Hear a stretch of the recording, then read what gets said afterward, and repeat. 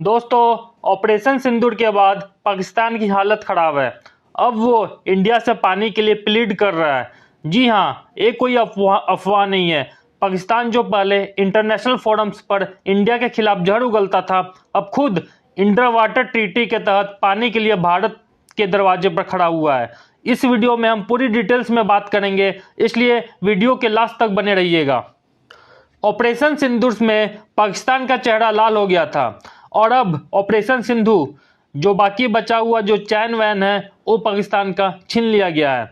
हर level पर नाकामी के बाद अब पाकिस्तान खुलकर भीख मांगने पर उतर आया है और हम नहीं कह रहे हैं, खुद उनके मीडिया वाले कैमरे के सामने गिड़गिड़ा रहे हैं। यहाँ पर देखिए दोस्तों, पाक संग युद्ध विराम बाद भी भारत का सिंधु जल संधि पर रोक, पाक की धमकी, पानी नहीं दिया तो करेंगे जंग। अब क्या करेंगे वो जंग, बताता है ऑपरेशन सिंदूर।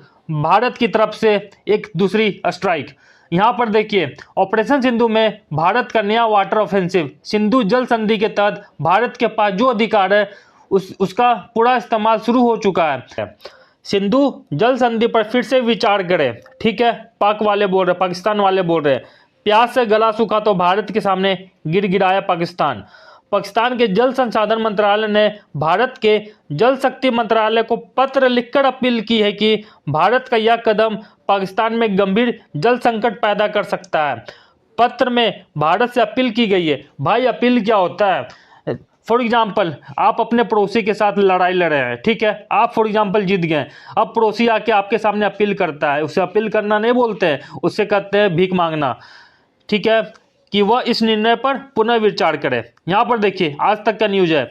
22 अप्रैल को हुए पहलगाम आतंकी हमले के बाद भारत ने पाकिस्तान के खिलाफ कड़े कदम उठाते हुए सिंधु जल संधि पर रोक लगाने का ऐलान किया था। इससे पाकिस्तान घुटने पर आ गया है। इस फैसले को लेकर पाकिस्तान ने भारत से अपने निर्णय पर पुनः विचार करने की गुहार लगाई।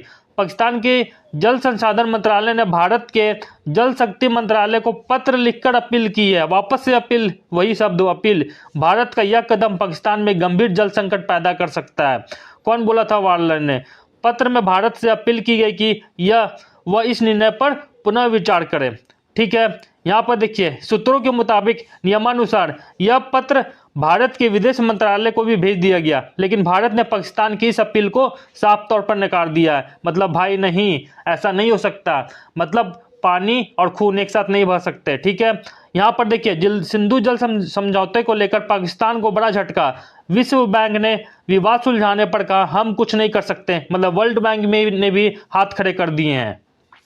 दोस्तों, सबसे पहले क्या हुआ था? ऑपरेशन सिंदूर, ठीक है, आप लोगों को तो पता होगा, जिसमें इंडिया ने पीओके के अंदर घुसकर सर्जिकल स्ट्राइक की थी। पाकिस्तान का सारा खेल बिगाड़ दिया था, ठीक है। उसके बाद चीन की गोद में जो बैठता है पाकिस्तान, उसका आधा से अधिक दम तो ऑपरेशन सिंदूर में ही निकल गया।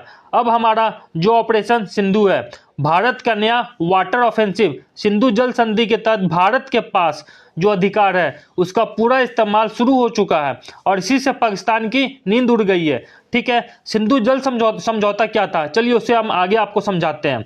देखिए, सिंधु जल समझौता क्या था? सिंधु जल समझौता तत्कालीन प्रधानमंत्री उसमें कौन थे? जवाहरलाल नेहरू थे और पाकिस्तानी मिलिट्री जनरल अयूब खान के बीच कराची में 1960 में हुआ था।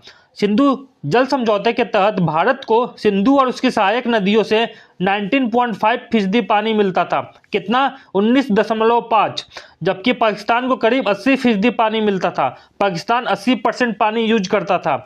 भारत अपने हिस्से में से भी करीब 90% पानी ही उपयोग किया करता था। बाकी 10% जो है, मतलब 19.5% का भी 90% ही भारत यूज करता था, बाकी पाकिस्तान यूज करता था। अब क्या होता है, साल 1960 में भारत और पाकिस्तान के बीच सिंधु घाटी को 6 नदियों में विभाजित करते हुए इस समझौते पर क्या हुआ? हस्ताक्षर हुआ। इस समझौते के तहत दोनों देशों के बीच प्रत्येक साल सिंधु जल आयोग की बैठक अनिवार्य है। समझौते के तहत पूर्वी नदियों पर किसका अधिकार है? भारत का अधिकार है, जबकि पश्चिमी नदियों पर पाकिस्तान का अधिकार है। इस समझौते की मध्यस्थता कौन की थी? उस समय वर्ल्ड बैंक ने किया था। अब वर्ल्ड बैंक भी बोल रहा है कि मैं इस झंझट में नहीं पड़ने वाला। भारत को 3 पूर्वी नदियां, कौन कौन सी नदी है वो आप लोग ध्यान रखिएगा, एग्जाम में पूछा जाता है। सतलज, ब्याज और रावी आवंटित हुई थी। कौन सी नदी भारत को आवंटित हुई थी? सतलज, व्याज और रावी। जबकि पाकिस्तान को सिंधु, झेलम और चिनाब नदी पाकिस्तान के हिस्से में गई। भारत के हिस्से में कौन कौन सी नदी थी? सतलज, ब्यास और रावी। जबकि पाकिस्तान के हिस्से में थी सिंधु, झेलम और चिनाब। ठीक, उसके बाद क्या हुआ, जब पाकिस्तान के जो टेररिस्ट है जब हमारे टूरिस्ट पर अटैक किए तो हम लोग सिंधु जल समझौता खत्म कर दिए। तो उसके बाद सर्जिकल स्ट्राइक हुआ। हर मोर्चे पर नाकाम रहने के बाद पाकिस्तान की हालत अब ऐसी हो चुकी है कि उसका मीडिया तक टीवी पर बैठकर लिटरली भीख मांग रहा है। क्या बोल रहा है कि हमें सिंधु जल समझौता जो है उस पर पुनः विचार की जाए। ठीक है, वो पानी के लिए प्लीड कर रहा है, रो रो कर कर रहे हैं इंडिया को ह्यूमन राइट्स दिखाना चाहिए। लेकिन जब दो देशों के बीच युद्ध जैसी हालात होती है तो उसे प्लीड करना नहीं कहते हैं, उसे भीख मांगना कहते हैं। ठीक है, इसका चलिए मैं न्यूज़ दिखा देता हूं।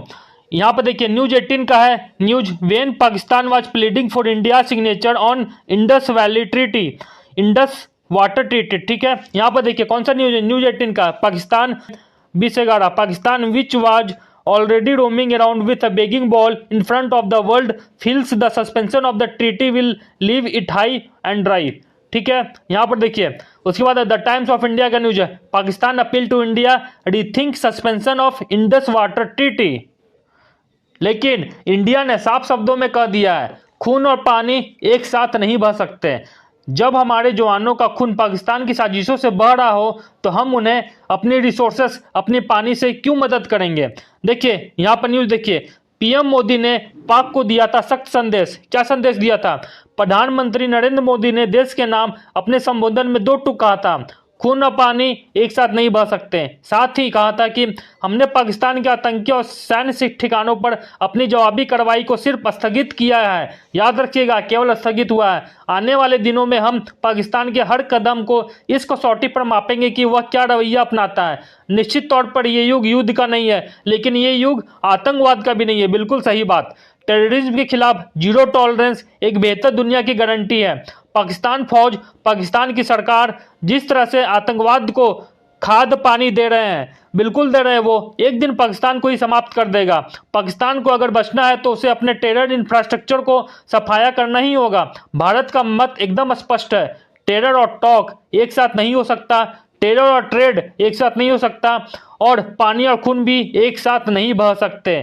ठीक है, पाकिस्तान वाले आप लोग भी कान खोल के सुन लीजिए। हर तरफ हर फ्रंट पर हारने के बाद अब पाकिस्तान को खुद समझ में नहीं आ रहा कि क्या करे। उनका टेररिज्म फेल हो गया, प्रोपेगेंडा फेल हो गया, मीडिया प्रोपेगेंडा, मीडिया प्लीडिंग भी फेल होने वाला। अब तो वर्ल्ड कम्युनिटी भी इग्नोर कर रही है। ठीक है, क्या बोल रही है? वर्ल्ड बैंक ने क्या बोला है, हम लोग अब इसके चक्कर में, पाकिस्तान के चक्कर में नहीं पड़ने वाले, और भारत अपने अधिकारों का पूरा इस्तेमाल कर रहा है। अब ना भीख मिलेगी और ना पानी। अगर दोस्तों आपको लगता है भारत का यह स्टैंड बिल्कुल सही है तो इस वीडियो को लाइक करें और कमेंट करें #नो वाटर नो टेररिज्म, और सब्सक्राइब जरूर करें, क्योंकि यहीं से देशभक्ति की आवाज मिलती है। और आप लोग देख रहे हैं इंडिया ने 100 किलोमीटर तक पाकिस्तान में घुसकर मारा था। ऑपरेशन सिंदूर के बाद पाक संसद में भी दहशत हो गई थी। तो हम लोग इंडियन आर्मी को सलाम करते हैं। थैंक यू, धन्यवाद, जय हिंद।